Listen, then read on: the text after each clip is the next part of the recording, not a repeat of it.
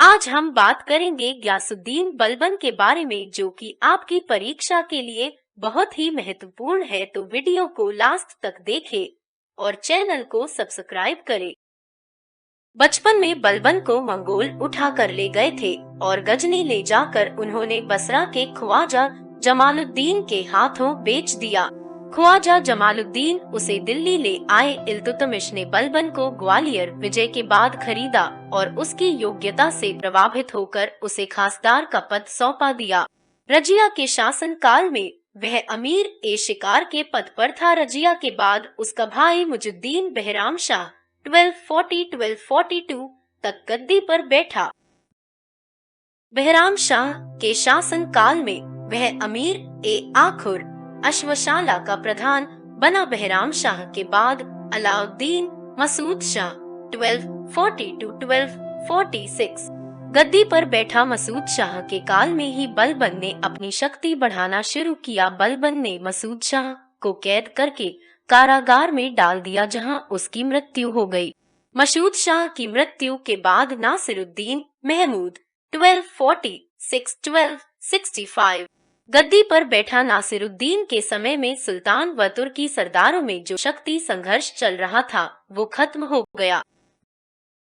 नासिरुद्दीन एक शांतिप्रिय शासक था। वह खाली समय में कुरान की आयतों की नकल करता था। नासिरुद्दीन ने अपने शासन की बागडोर बलबन को सौंप दी और उसे उला उगा खां की उपाधि प्रदान की। बलबन ने अपनी पुत्री की शादी नासिरुद्दीन महमूद से कर दी। नासिरुद्दीन के समय में ही बलबन ने 1256 में मंगोल नेता हलाकू खां से समझौता करके पंजाब में शांति कायम की। इब्न तूता की रचना रहेला के अनुसार बलबन ने नासिरुद्दीन महमूद की हत्या की और स्वयं गद्दी पर बैठा। बलबन ने स्वयं को फिरसौद के शाहनामा में वर्णित अफरासियाब वंश का बताता था। मिनहाज उस सिराज हिंद ने अपनी रचना तबकाते नासिरी इसी नासिरुद्दीन को समर्पित की है। 1265 में बलबन सुल्तान गयासुद्दीन के नाम से गद्दी पर बैठा। बलबन का शासनकाल 1265 से 1287 तक रहा।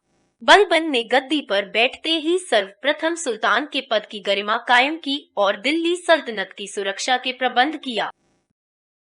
जो इल्तुतमिश ने चालीसा दल बनाया था उसे बलबन ने नष्ट कर दिया, क्योंकि उन अमीरों का सत्ता में दखल बहुत अधिक था और इल्तुतमिश निरंकुश शासन चाहता था। बलबन दिल्ली सल्तनत का एक पहला ऐसा व्यक्ति था जो सुल्तान न होते हुए भी सुल्तान के छत्र का प्रयोग करता था, और यह पहला शासक था जिसने सुल्तान के पद और अधिकारों के बारे में विस्तृत रूप से विचार प्रस्तुत किए। वह कुरान के नियमों को शासन व्यवस्था का आधार मानता था। उसके अनुसार सुल्तान पृथ्वी पर ईश्वर का प्रतिनिधि होता है।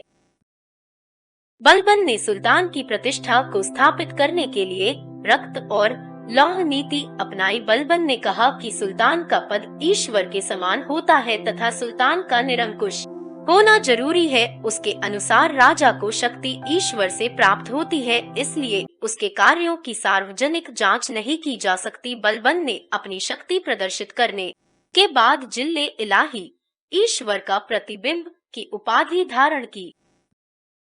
वह शासक वर्ग में केवल उच्च कुल के लोगों को ही नियुक्त करता था। उसको छोटी जाति के लोगों को देख के बहुत क्रोध आता था। बलबन कहता था कि मैं जब किसी छोटी जाति के व्यक्ति को देखता हूँ तो मेरी नाड़ी क्रोध से उत्तेजित हो जाती है, यानी बहुत गुस्सा आता है।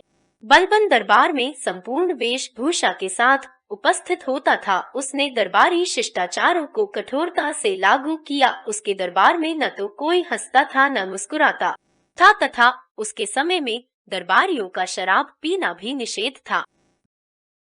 बलबन ने ईरानी परंपराओं के अनुसार कई परंपराएं आरंभ करवाई। उसने सिजदा भूमि पर लेटकर अभिवादन करना और पैबोस सुल्तान के चरणों को चूमना जैसी व्यवस्था भी लागू की, जिनका उद्देश्य साफ तौर पर सुल्तान की प्रतिष्ठा में वृद्धि करना था। बलबन ने फारसी रहन सहन की परंपराओं को भी अपनाया। उसने अपने पौत्रों के नाम भी फारसी सम्राटों की तरह कैकुबाद, कैखुसरो आदि रखे।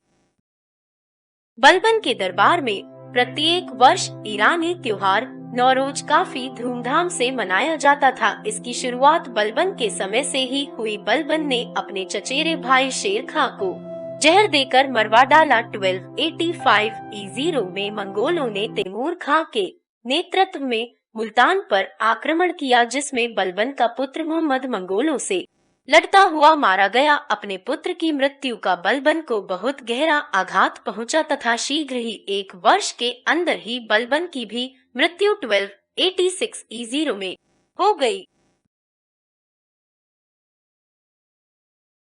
तो दोस्तों, आज हमने गयासुद्दीन बलबन के बारे में जाना। ऐसी वीडियो के लिए वीडियो को लाइक, शेयर एंड सब्सक्राइब जरूर करें।